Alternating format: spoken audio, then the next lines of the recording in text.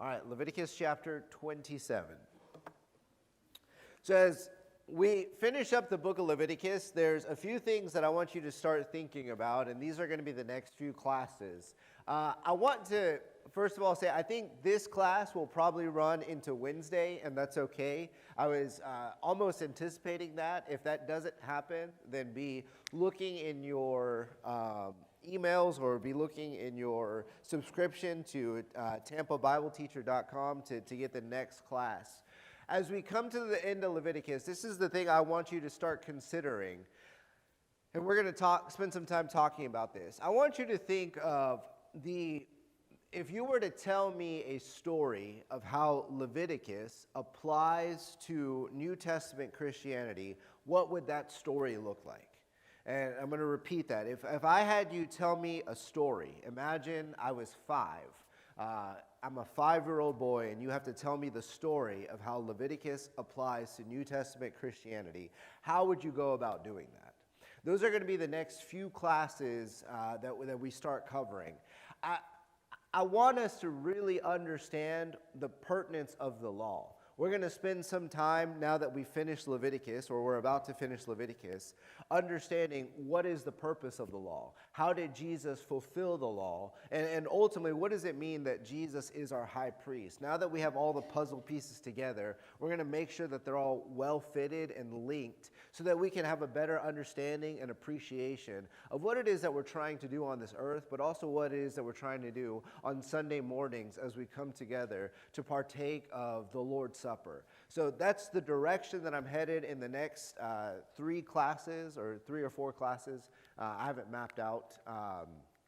But I want you to be thinking about that story concept, and I'll explain why that story is important as we move on. But we're going to be in Leviticus chapter 27 today.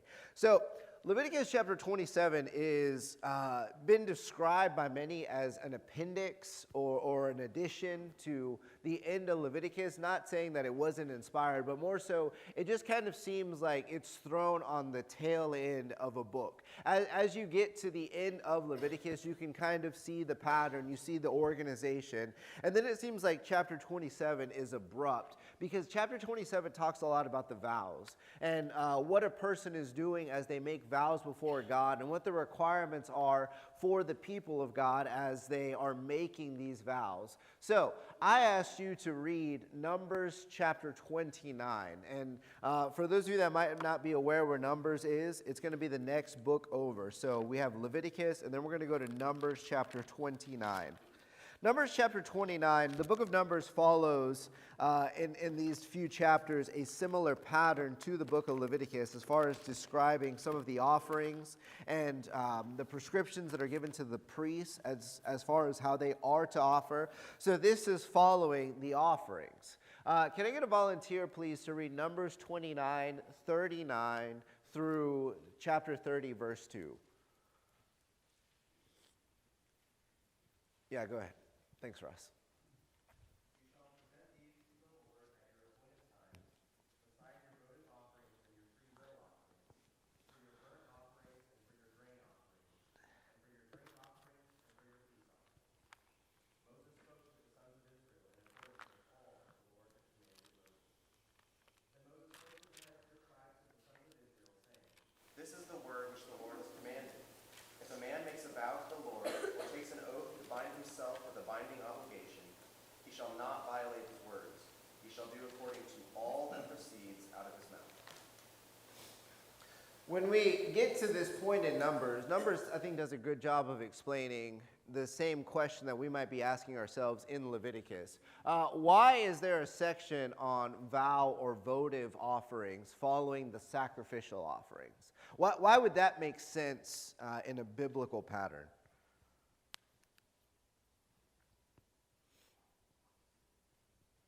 Yes. I don't know if this is the right answer, but it seems to me that a vow is an offering in a sense. Okay. And so you're making a vow, and it fits in with the offering situation. So definitely, The vow, in terms of it itself being an offering, is an offering to God. We've discussed a little bit about votive offerings or these vow offerings already in Leviticus, that they do fit a very similar structure and pattern in terms of there is organization involved. Just because it's a free will offering doesn't mean that you get to come to God however you desire or however you wish. God sets parameters and guidelines for even the votive offerings, the vow offerings that you are making of your own free will. The question that I guess I'm trying to ask is, why, after talking about sacrifices, would God go into talking about vows? Because this pattern is seen outside of Leviticus too. So it wasn't just a one-off deal. We see it in Numbers as well. Michael? Maybe other than the obvious, one is voluntary and one is obligatory. Okay. One is a pattern for the other. Right? You need to be paying attention to that which is voluntary, that which you do of your own free will, with exactly the same emphasis that you do on the ones that I've commanded you to do that are obligatory. So maybe that's part of it, is they're just as important. They need to follow the same type of patterns, and I'm going to hold you to those that you make even voluntarily, just like the other.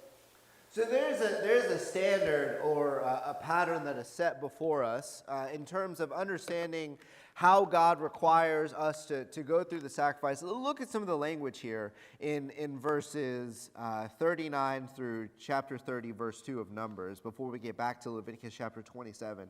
So again, all these are happening before who? Or who are we presenting these things to in verse 39 of Numbers 29? To the Lord. So these are votive offerings. They follow the burnt offerings, which is a dedication of myself. The grain offerings, which is a dedication of thanksgiving to God. The drink offerings, which shows the fellowship that I share with the Lord. That goes into some of the peace offerings, that I have peace with God. In verse 2 of chapter 30, if a man makes a vow to the Lord or takes an oath to bind himself with a binding obligation, he shall not violate his word. Just think about the normal pattern of your life.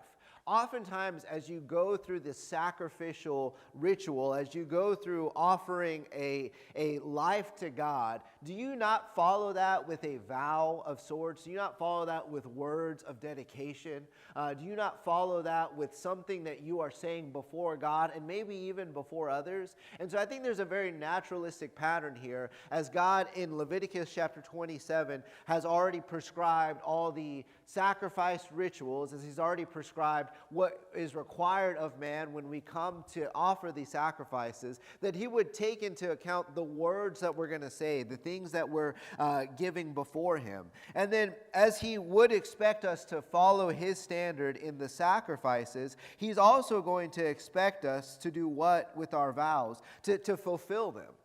That's where we're headed to in the remainder of the class, understanding why God takes into account the vows that we're making, the words that we're saying before him. So that's kind of the introduction for us to understand the importance of these things, that God sees our sacrifices in a very similar level as he does our vows or our votive offerings, albeit these are free will offerings, they're not required.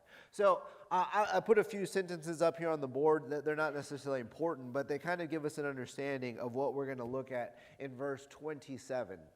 chapter 27. These are very definitive.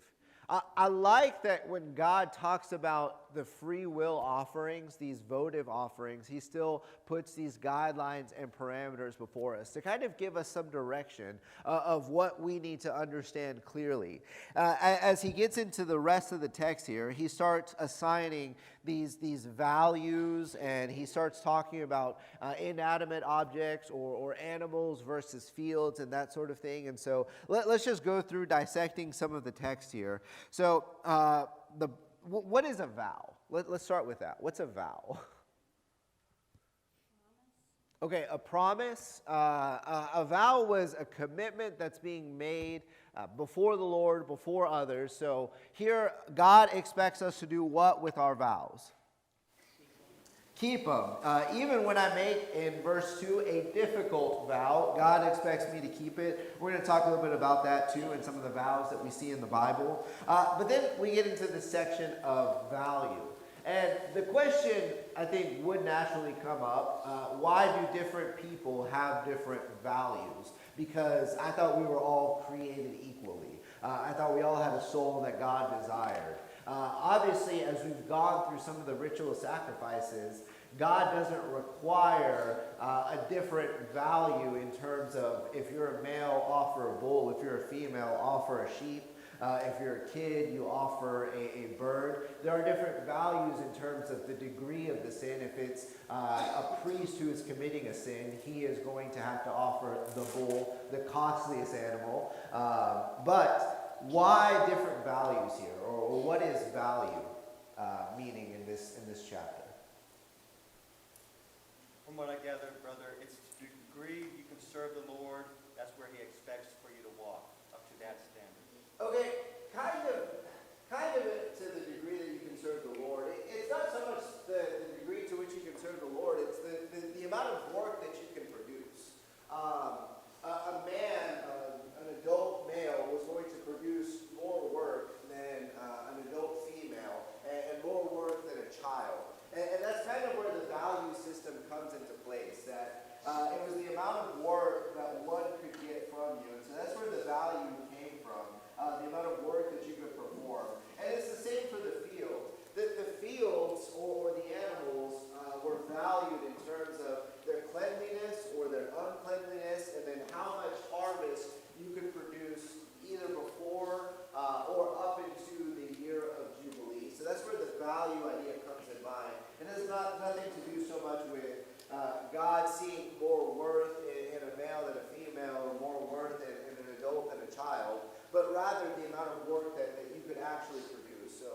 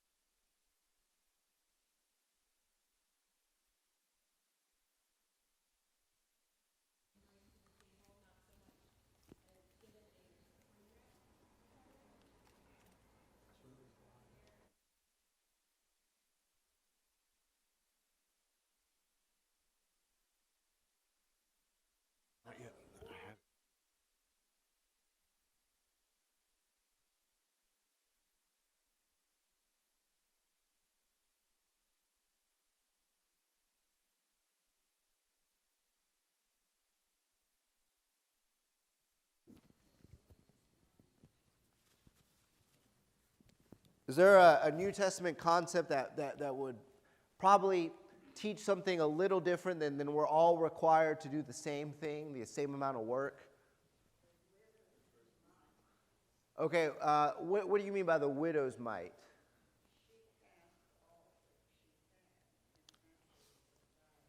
So the high priest, I think it was the Pharisees or the Sadducees, but so one of the religious leaders is coming in, devouring the widows' houses. And in that context of them coming in and devouring the widows' houses, this one widow gives everything that she has. And obviously that is celebrated by the Lord because she is willing to part with everything, whether it be because she felt she had a lot of faith in God, or because it was going to happen anyway, because the religious leaders were going to come and take it. I heard something else.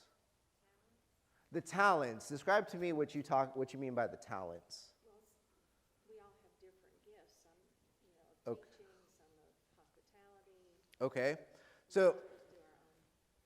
So that idea of us given different gifts, is that a New Testament concept? Do you see that elsewhere besides a parable of the talents that Jesus would have prescribed? Yeah, Aaron? Maybe in Ephesians when it talks about the works of the church and how we all have a different part or a different part of the body. And Okay. we're all connected to do God's work. So we have different parts of the body. And Paul writes in 1 Corinthians, Ephesians chapter 4, in that section, verses 11 through 13, talks about some of us been given as apostles, teachers, prophets, evangelists. And here's my point. Like, God looks at us in a very similar way that he's describing here in Leviticus chapter 27. He values us, or the degree to which we are to offer service to God is going to be based off of what we've been given. And to me, it goes back to this concept that he starts off in chapter 27 by saying, this is going to be, when a person makes a difficult vow, he shall be valued according to your valuation of persons belonging to the Lord. I want us to think really hard, and this is more of a self-examination, self-reflection question.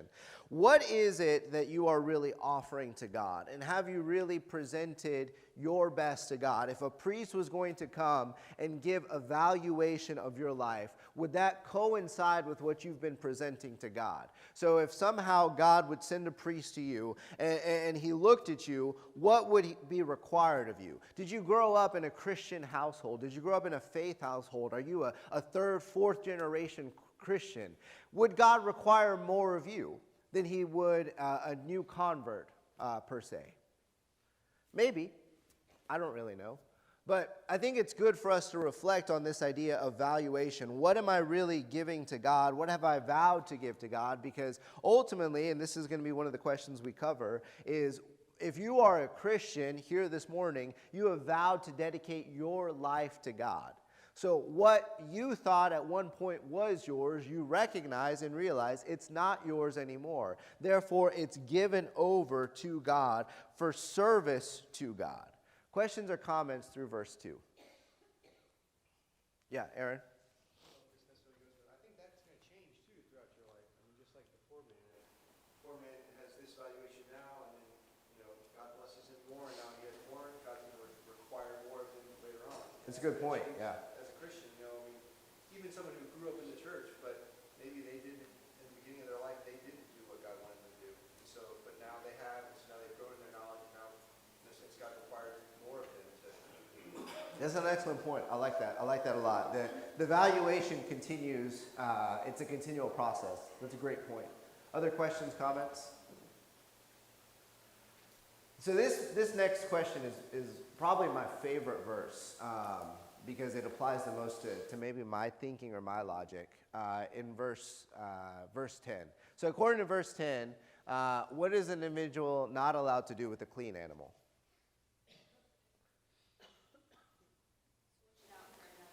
Switch it out with another. And if he tries to switch it out with another clean animal, if he says, no, you can't have, Betsy over here, you can have Pat over here, what's going to happen? I hope that's, I was just choosing random names. I'm not, all right, I'm still learning the names here, so I'm not trying to offend anybody. What happens if you try to switch out clean for clean? They're both holy, they're both good. You got to give both of them to God. I love this verse because just put yourself in this situation. Maybe this has happened to you. Maybe it hasn't. You've made a vow to God. You said, because you were driven by emotion or you were driven by the situation at that time, God, from this moment on, I'm going to do this. God, you know what? It's been a rough week. I've just been caught up in sin. The lesson really got to me this morning. So God, look, from here on out, every day, I'm going to read my Bible. God, for every day from now on, I'm going to pray. I'm going to make sure that the sun doesn't set until I've gone to you in prayer. Have any of us ever done vows like that, emotionally driven vows? I'm sure we have. Then what happens when your emotions kind of sober up a little bit? You're like, man, I didn't really mean every day.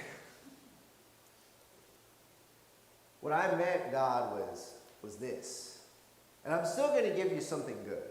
Like, I might not read my Bible every day, but when I read my Bible, man, I'm going to make sure I have a pencil and a Greek lexicon, and I'm going to go have this preacher on the phone with me, and then it's going to be an amazing amount of studying.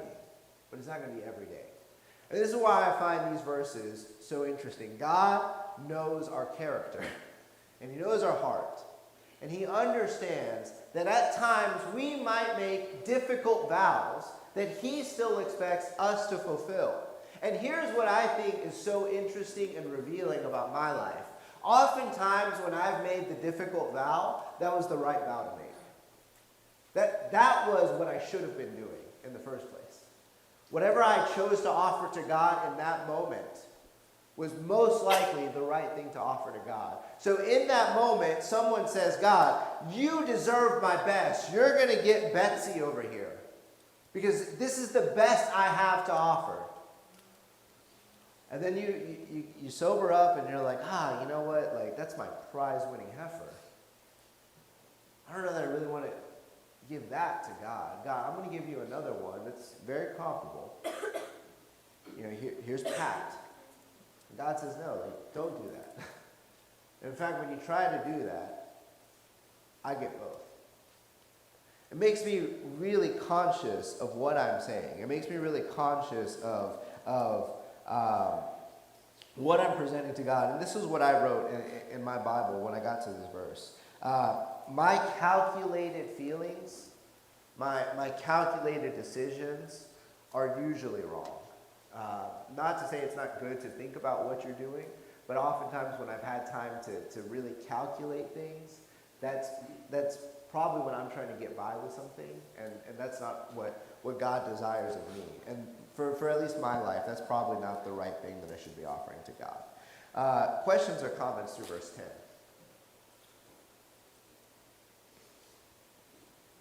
Yes, Daniel. That kind of reminds me of the offering in 1 Corinthians 16. Basically saying, when you get to the first paycheck or whatever, you like think, I got all this money, I'm going to give all this to God. But we pay all the bills and everything. And Sunday, service come up, you're like, let me try to switch this up. You made that decision, so go ahead and go through with it. I had a friend who was going out of town. He was going to go out of the country, and he asked, can I like send my money through PayPal or something like that on a weekly basis while I'm out of town? And I said, I don't know. I was like, I don't know that we have a PayPal account for the congregation. This was not here. This is another congregation. And I told him, I was like, just set the money aside. Like, if you know you're going to be gone for a month, take whatever you were going to contribute for the month and set it aside. Leave it with someone or give it to someone, and it can be contributed if you desire on a weekly basis. Just give it to them. They'll give the check that week, or you can give it in a lump sum. And I'm not here to talk about whether that's biblical or not, but I told him the point was set your money aside. And he said, I'll just do it when I get back. And I was like, no, that's not the right approach. I was like, because what's going to happen, because I know what happens, you get vacation happy. And you start buying things, and you start eating out, and you start spending frivolously that money that maybe was set aside for God, and you say, well, I'm just going to take a little bit more from that, and then whatever's left over, that's what God gets. Do we often give God our leftovers? Unfortunately, yes. Oftentimes we think of God last, even if we thought of him first, which is kind of ironic. But that's the way we are. And so it's very appropriate for us to consider, what does it mean to give God my best? And what does it mean to set these things aside for God? What have I portioned for God? Because I understand he's given me these blessings already. So other questions or comments? Brother, Yes. when I think about vows, I always think of Ecclesiastes 5. You can't read that yet. Where- We're getting there. No, go ahead. Go ahead. So Ecclesiastes 5. I'm actually in the mic because This is the one I always go to with vows, when That's people say they're going to do something. He says, when you make a vow to God, do not delay to pay it. He has no pleasure in fools.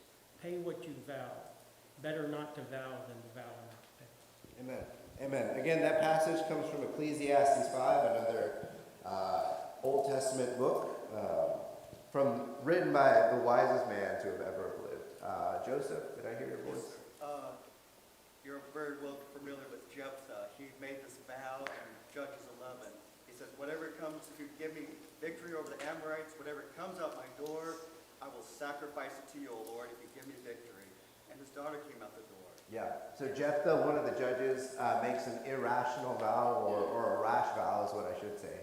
And then he ends up paying that vow. So we're going to look at some of those examples. But again, I like verse 10 a lot because I think it would apply to most of us in this room. It definitely applies to me. What is being vowed in verses 14 through 24? A field. Now, again, the field is given or place valuation based off how much work can be garnered from it, how much harvest it can produce. You also have a house being vowed in verses 14 through 15. Before you get to the field in verses 16 through 24. Again, you can dedicate these things to God like you could dedicate an unclean animal to God, but if you try to redeem it, you are paying back its value plus 20%. And that follows the same pattern as the guilt offering that we already took time to study. If you were wronging someone, you had to pay it back to them plus 20%. So I don't know what the significance of the 1/5 or the 20% might be, but that's what God requires, even in the redemption of something that's been consecrated to God.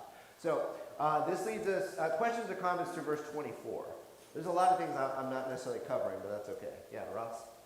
Where would that money go? It would go to the temple treasury, or it would be placed to be set aside still for the Lord. So it wasn't just free money. It was given to maintain the temple, pay the priests, that sort of thing. So, good question. Other questions through verse 24?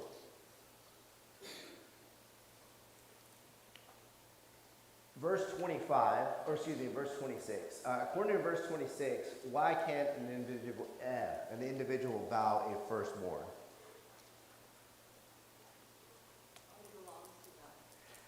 That to me was interesting. I had to look up this verse because I couldn't remember where this verse was or where this law was. But it actually comes from Exodus chapter 13. God speaking to Moses says this to his people: "Sanctify to me every firstborn, the first offering of every womb among the sons of Israel, both of man and beast, it belongs to me." God is making a statement here that I find difficult to understand, but I can understand the application of it. You can't give a firstborn or dedicate a firstborn to God because God has already said that belongs to me.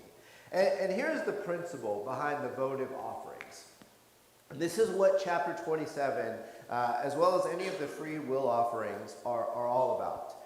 God's people were not supposed to just try and get by.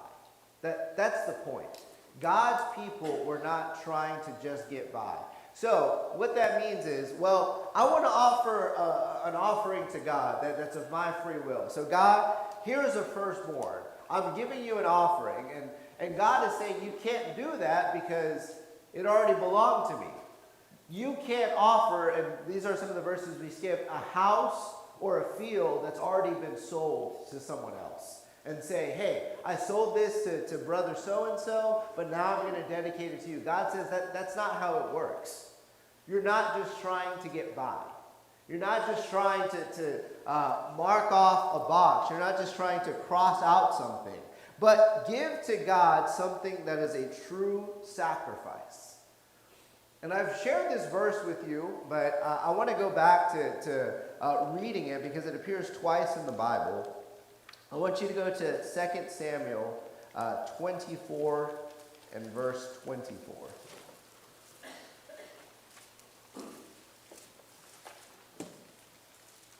So I want to put in context what's happening here. And this is, again, one of my favorite verses in the Bible. It also appears in 1 Chronicles chapter 21. But David has sinned. David is going to go before God to repent of this sin. And God instructs him to go and buy this field.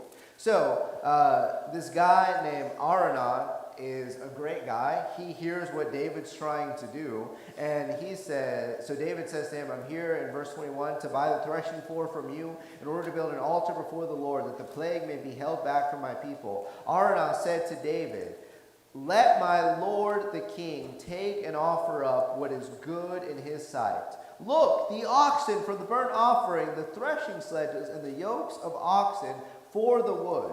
Everything, O king, Araunah gives to the king. And Araunah said to the king, may the Lord your God accept you. So, what does this guy want to do for King David? He wants to give him everything.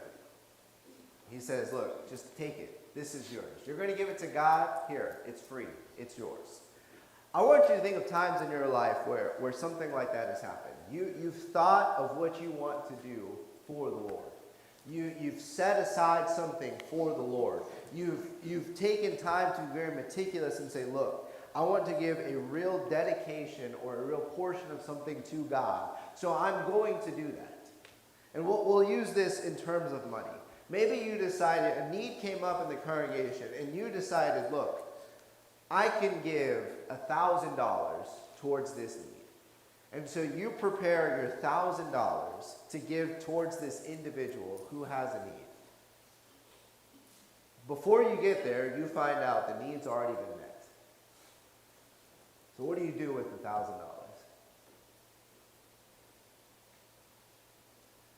Maybe you're like, hey, here's $100.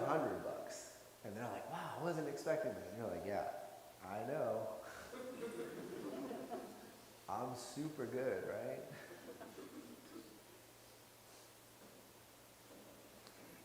So I've put myself in this situation multiple times. And maybe this is why it's one of my favorite verses. And I think the term here is pull an Aaron. That's what I've heard. So I'm going to try not to pull an Aaron here and get really emotional.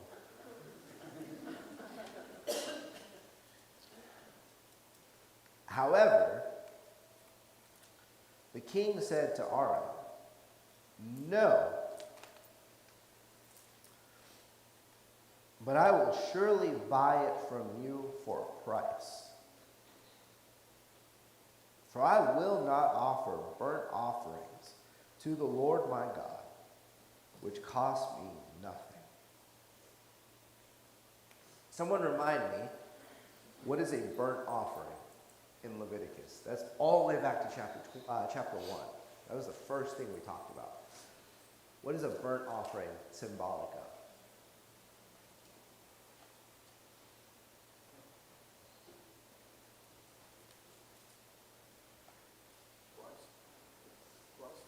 Sorry? Price. Okay, you said price?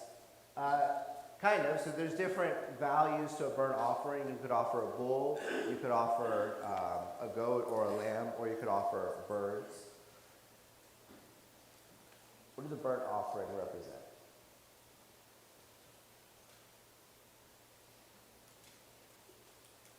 It represents, and I'm going to give you all some grace here because I know some of you were not here for the first class, and that's okay. A burnt offering represents giving yourself to God. That's the first thing that we discussed in chapter 1 of Leviticus. Giving yourself to God. Giving your life to God. The burnt offering was completely consumed. The burnt offering was completely consumed, and that was representative of your life. Your life, when you brought the burnt offering before God, was completely gone. It is no longer yours. It belongs to the Lord. So here, it's interesting to me that he talks about the burnt offerings. And he says, I can't do that. I can't give to God my life when I haven't really done anything to pay for the wrong that I've committed. And so he says, I refuse to give to God that which costs me nothing. Now go back to Leviticus chapter 27, physically or mentally, and make the application here. God says, you can't give me what's already mine, because it's not really a sacrifice. You can't give me a field that you've already sold to someone else, because it's not yours.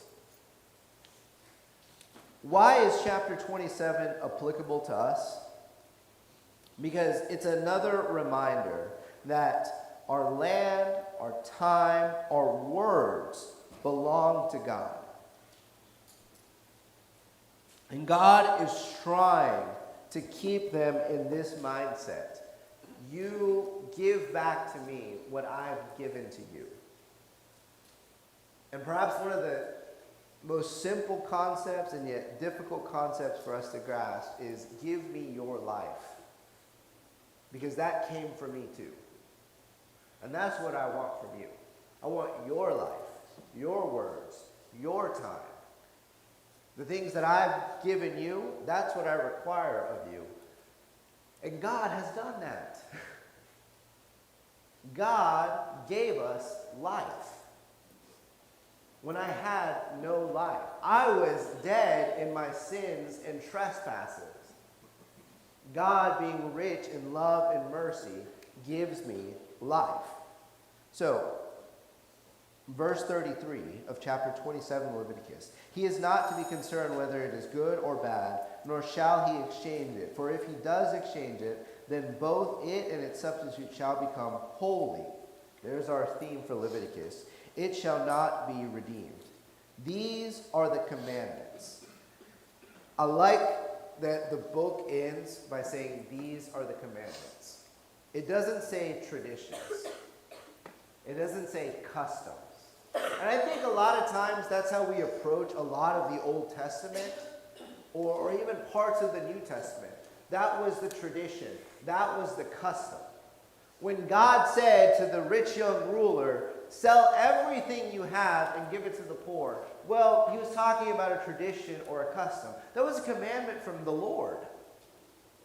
And so here, God says, I've given you a commandment that the Lord commanded Moses for the sons of Israel on Mount Sinai. So, God says, do this, follow these statutes, follow these guidelines. Now flip over to Numbers chapter 1. Numbers chapter 1. And we're going to close with this. You follow the Lord's commandments. You do what the book of Leviticus says. You consecrate yourselves and make yourself holy as God is holy. Then, what happens in Numbers chapter 1, verse 1? Then the Lord spoke to Moses in the wilderness of Sinai. What's the word? In the tent of meeting. Why is that significant? Because the book of Exodus ended with Moses where? Outside of the tabernacle. Outside of the tent of meeting. He ended in Exodus outside. He goes through Leviticus. We describe Leviticus as removing the sandals. And now he gets to be in the presence of God. He is in the tabernacle. Does the book of Leviticus work? Does the book of Leviticus work? Absolutely. This is one of the coolest books in the Old Testament because God says, you do what I've asked, how I've asked, and you will get to be in my presence, and I will get to be in your presence. The book of Leviticus works. So, that's our study of Leviticus. We're going to discuss a few more things about the vows. If you Look online, these questions. I have 3 more questions that I want to discuss, Lord willing, on Wednesday. But any final questions or comments for today? All right, if not, I hope these thoughts will go with you this morning as we enter into our worship service. I hope you will think about the lengths and the extents that God went through so that he could put his holy presence in your life and you could consecrate and dedicate yourself to him. At this time, we are dismissed, and I finally finished the class before the second bell. So it only took like 21 classes, right?